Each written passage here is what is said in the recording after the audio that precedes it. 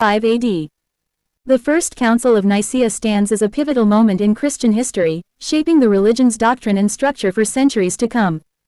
Convened in 325 AD by the Roman Emperor Constantine I, the council aimed to address a critical theological dispute that threatened to divide the early church: Arianism. The Arian controversy. At the heart of the conflict was the nature of Jesus Christ. Arius, a priest from Alexandria, argued that Jesus was a created being, begotten by God the Father and therefore subordinate to him. This view contradicted the belief held by many other church leaders, who maintained that Jesus was divine and co-equal with God the Father. Constantine's role. While not directly involved in the theological debate, Constantine recognized the threat this division posed to the unity of the Roman Empire, where Christianity was rapidly gaining ground. He sought to resolve the dispute and solidify Christianity as a unifying force within his realm. The Council and its outcome.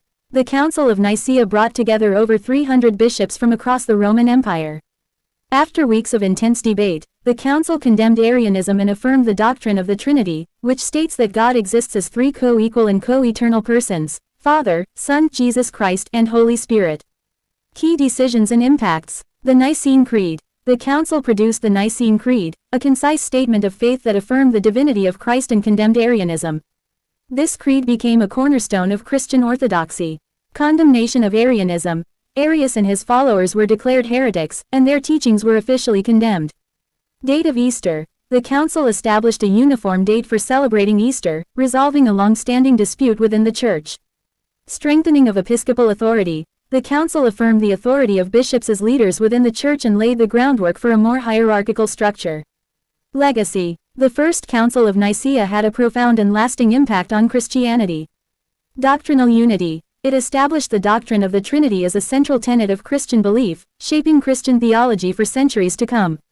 Church structure. It strengthened the authority of bishops and contributed to the development of a more centralized church hierarchy. Imperial support. It marked a turning point in the relationship between the Roman Empire and Christianity, paving the way for Christianity's eventual rise to prominence. While the Arian controversy continued for some time after the Council, the decisions made at Nicea ultimately shaped the course of Christian history, solidifying key doctrines and laying the foundation for the development of Christian theology and church structure. The primary outcome of the Council of Nicea doesn't explicitly mention the virgin birth of Jesus. It's important to understand the historical context.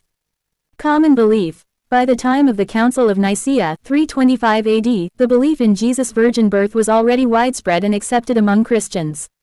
It was rooted in the Gospels of Matthew and Luke and considered part of the foundational narrative of Jesus' life.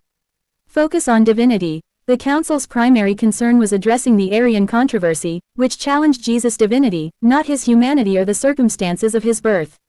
Therefore, the Creed focused on affirming Christ's divine nature and relationship to God the Father.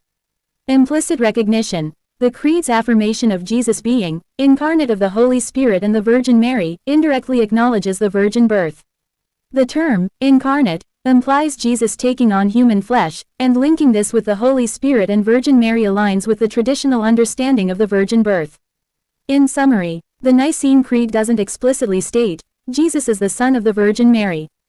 However, the belief in the virgin birth was already established and implicitly acknowledged within the Creed's language and the broader context of Christian belief at the time. The Council's focus was on affirming Christ's divinity, which was the pressing theological issue of the day.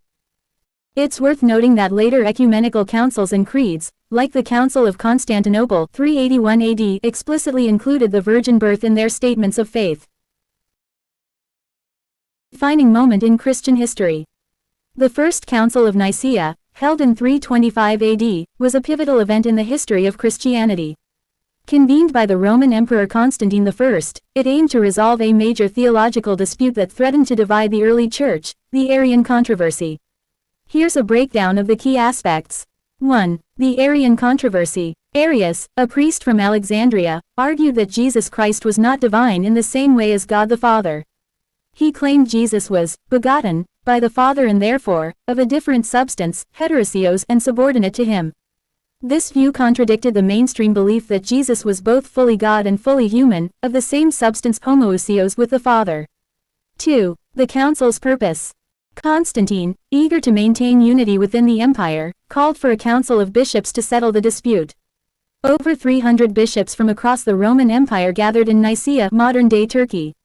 3. Key outcomes. The Nicene Creed. The Council condemned Arianism and formulated the Nicene Creed, a statement of faith that affirmed the divinity of Jesus Christ. It declared that Jesus is God from God, light from light, true God from true God, begotten, not made, of one being with the Father. Condemnation of Arianism. Arius and his followers were declared heretics, and their teachings were deemed anathema cursed. Establishment of Easter date. The Council also addressed the issue of calculating the date of Easter, unifying it across the Christian world. 4. Significance and legacy. Doctrinal unity. The Council of Nicea played a crucial role in establishing Orthodox Christian doctrine regarding the Trinity Father, Son, and Holy Spirit. Imperial influence. It marked a significant moment in the relationship between the Christian Church and the Roman Empire. Lasting impact. The Nicene Creed, with slight modifications, remains a central statement of faith for many Christian denominations today. Beyond the immediate outcomes, the Council of Nicea serves as a reminder of the importance of theological debate and the search for truth within Christianity. The challenges of maintaining unity within a diverse and evolving religious tradition. The enduring legacy of early church councils in Nicea absolutely believed in Jesus' crucifixion. The belief in Jesus' death on the cross was already a central and undisputed tenet of Christianity by the time of the council in 325 AD. Here's why it's clear the council affirmed the crucifixion. Foundation of Christian belief. The death and resurrection of Jesus are the bedrock of Christian faith. The idea that God became human, died on the cross for the sins of humanity, and was resurrected, was already universally accepted among Christians long before the Council. Nicene Creed's implication. While the Nicene Creed doesn't explicitly state, Jesus was crucified, it affirms that Jesus was incarnate, crucified for us under Pontius Pilate. This phrase clearly implies the crucifixion as a historical event. Addressing the Arian controversy. The Council's primary focus was addressing the Arian controversy, which questioned Jesus' divinity.